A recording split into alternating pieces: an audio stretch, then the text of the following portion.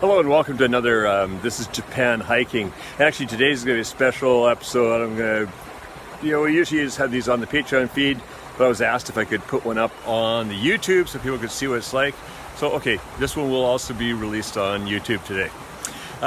This is the little town of Kasagi. Those of you who are in my Patreon know we were here 2 weeks ago in this little village, actually village, not a town, it's a village. And we went up one way and went up to a dam and everything like that. But this time we're going to go up along a different river called the Dataki River. And we're going to see what we're find. I've never been up this way before, so a bit of a, oh, here comes a car. It's a bit of an exploration. This is just a little tiny village. You can see here they're basically trying to keep the mountain from falling down on parts of the village. I mean, it's just in this little valley in here. The only way to get here is on what's called a one-man train, which means it's a train.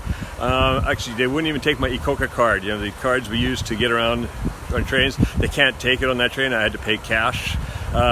It's called a one-man because there's just one person who runs it, and you have to go through the front and actually pay at the driver. You know, there's a little machine there you can pop in your money. But if you've got a card like me, and like most people have now, they just haven't quite caught up to that out here yet.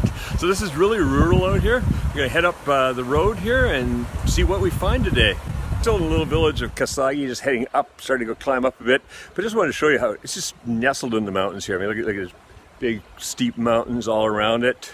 And it's just a little valley falling along a river here. So this is going to be pretty cool as we go up and up into here, and we're going to get up into the highlands up above.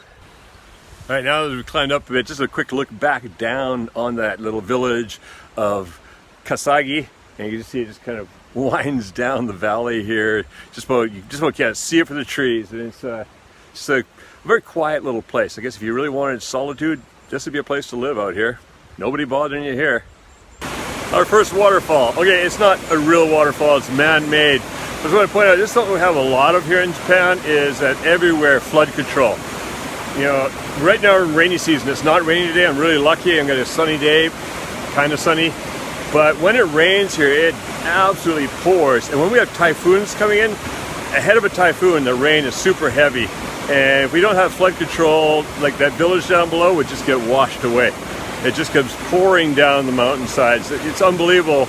You see the difference in a river during a rain or during a typhoon. It's just boiling. It's muddy looking. It's rough. You do not want to get caught in that water. All right, so there's our first man-made waterfall. Let's see what else we find along the way. Got climbed up a little bit above the river now, and look at this, there's a totally difference here now. We got this beautiful cedar forest behind me with the sun kind of playing through it.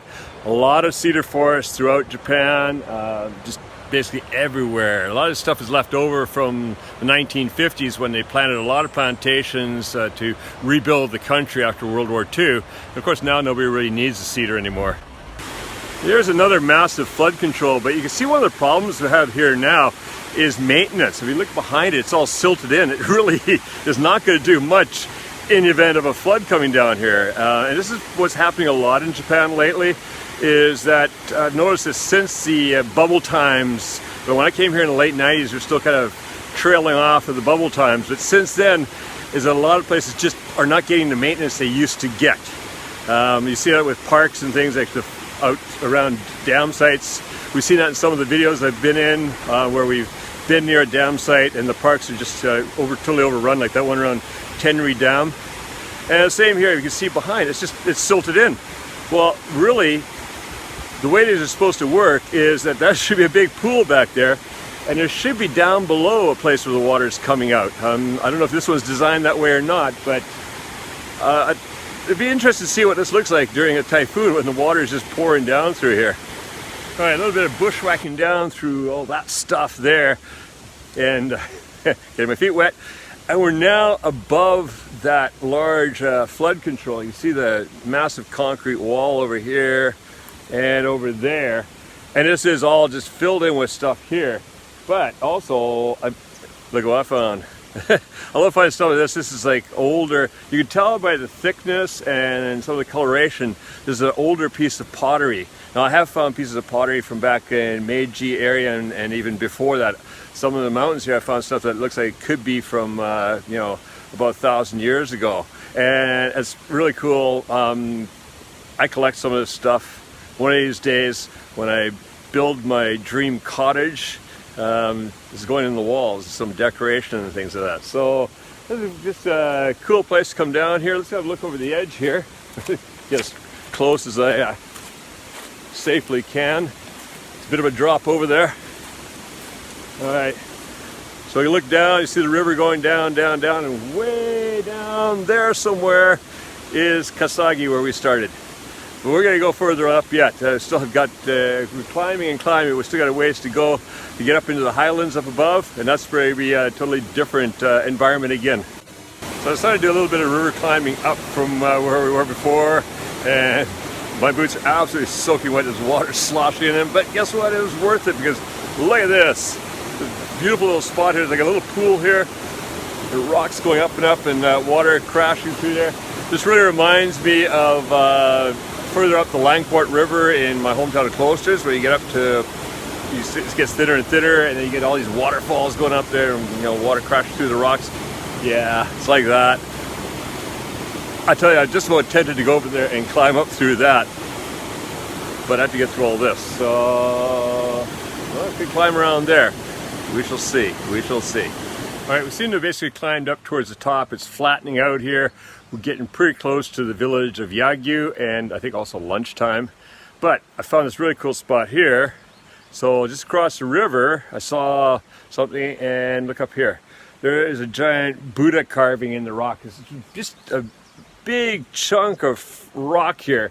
I guess they found it a long time ago. It's all flat like that, so it's a perfect place to carve something. Now there is a little bit about it over here. It says here that this is Amida Nyorai, and talking about perfect timing, this guy is worshipped for epidemics, so I'm in the right place. I mean, basically we're done with coronavirus here, maybe, I don't know, it's probably gonna come back in, but hey, do this guy, I'm safe now, definitely.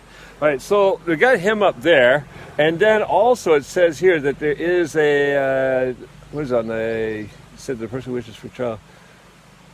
Oh, on the other side here, on the left, I'm terrible with the right and left. On the left, oh, that's that little guy down over there. The little guy down here, he is a little jizzle, and to say with him is if you bring some tofu and you give him an offering of tofu, you can get a child. So I'm definitely never ever giving him any tofu, that's for sure. Then the other thing that's really interesting is over on this side here, this is what caught my eye across the river, was this. All these like beads, look at this, there's tons of beads hanging here and stuff, and all kinds of paper crane strings and things. So when somebody's come here and they've prayed for a wish that's been granted, it's customary to come back here and bring 1,000 bead string offering, 1,000 bead string offering, and leave it here. So it looks to me like a lot of wishes have been granted. So yeah, I guess these guys are worthwhile praying to. Dude, no epidemics. Although actually in a way it's been kind of nice and quiet on the trains because of the epidemic, but yeah, I guess it's time for it to go on. Wearing a mask in summer is not fun, it's really hot. So I've come here, I'm gonna head on now. I'm gonna go on to Yagyu and then we'll have lunch. Let's see what's for lunch today from Kuma's kitchen. All right, you can see how I said once we get up here it's gonna be totally different. This is open, wide open valleys up here. Rice fields beside me. There's a whole bunch of rice fields growing right now. That big ugly building that looks like a prison back there, yeah, it kind of looks like my old high school. It looked like a prison. That is a school. Most of the schools you can tell them right away always. That's quite a sizable school actually for up here. It's just a small village up here, so I guess it's a bit of a collection basin for some of the other small villages. There's a whole bunch of them up here. There's Yagyu, there's Oyagyu, and then on and on and on, all these little places up here. So this is Yagyu. Biggest building is a school. We're gonna go on down that way and probably gonna turn and head towards the Nunome River. Another thing I wanted to point out while I'm here is just behind me. See, there's the house, and then that white building that's called Kura. Kura is like the storehouse. That's where they had all their valuables and stuff. It's got big thick walls, masonry, a protected metal door on it. It's like a vault in itself.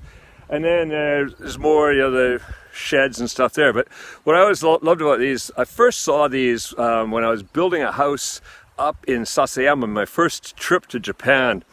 And I just thought it was so cool. We'd be driving along and there'd be all just a sea of rice fields, and in the middle would be one of these, like an island built up in the middle. They're very old, they're from back to the days where it was kind of like its own little fortress in a way, right? You had your little stronghold then in your rice fields around it, and to this day they still got these, and I think that is just, it's pretty, it'd be pretty magnificent to have a place like that, wouldn't it? I mean, you got your own little island in the middle of rice fields, and you got all your buildings and everything. Yeah, your own little fiefdom. So what we got behind me here is something you find in many these small country towns and villages. This is a fire cistern, and it's just a bunch of water in case of fire. So fire engines come here, they can put their pumper hoses in there and pump it out. Now, this one's full of goldfish. I've seen it quite a few times, but these guys, I think, get spoiled because the minute they saw me come close, they all came rushing over, mouths open, hey, feed me, feed me, feed me. So there's probably most of the villages you run through, you'll run into one of these fire cisterns. I've climbed up onto a little hill overlooking Yagyu. So way back there, you can see that long building. That's the school we were looking at before. We were on the other side of that before. Actually, there's another school just below me here too, which looks a little run down actually. It looks like there's been no maintenance. I don't know if there's anybody going to school there or not. It's a junior high school. I never did see what that other one over there was. But as you can see, the town itself, or the village itself, is not very big. That's it. Right there. So this has got to be like a collection place for all up here, the Nara countryside kids all go to these schools here or something, because that's a lot of school for very few houses here. All right, I'm going to go down here. There's a little shrine down here, so let's go check that out. We'll go back down the path. All right, I just climbed up a couple steps, and there's this really colorful little shrine up here in the forest. It's really beautiful. I love the way everything's painted and all. Just like a dog. It looks like one of the shrine dogs actually. It's just a little bit stylized and different. Yeah, it's probably one of the shrine dogs. Usually they're guarding around the shrine. And it's a little different from other shrines I've seen. Usually there'd be a rope here, announce yourself, and a place to toss money, which I don't see. Might have been down below. And we got that all closed up. I'm thinking that this probably is opened up during certain festivals and things like that. We've got the little mini shrines on either side, and another one over there, and then of course the stone lanterns, always very beautiful up here. All right, well, let's go further down here, and I think it's time to have lunch somewhere. All right, so we made it over to the Nunome River. This is river, and it says here actually exactly 9 kilometers from here. Further along and up there, 9 kilometers from here, is the dam, and that's where, I guess it was about a month and a half ago, just about, we did a hike where we went to the dam and then all around the lake. Beautiful lake. So just a nice little picnic spot halfway along that lake and all, which I want to go back to sometime soon. But this is here because we're downstream from the dam. We've got the sign here and it says, be careful. The siren goes off, 45 seconds it'll blow, and 15 seconds nothing, then 45 seconds blowing, then 15 seconds nothing. Basically head to high ground, because that means water is coming. You know, the dam either has been breached or something or whatever, but get away from here because we're not that far up above the water. We're probably about 2 to 3 meters above the water, but there's a lot of water behind that dam, and this will just rise right up here, just tear through here. So you see these signs all along warning you that if you hear that, get out, get up. And there's a bit of a low spot right here, so actually there's a shrine right behind me here, and then you could head up the hillside here and you'd be safe.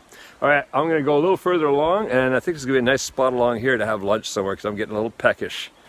All right, I found a nice little spot beside the Nunome River here. It's got quite a bit of a flow to it. It's a deeper river than that other one, but it's very lazy river.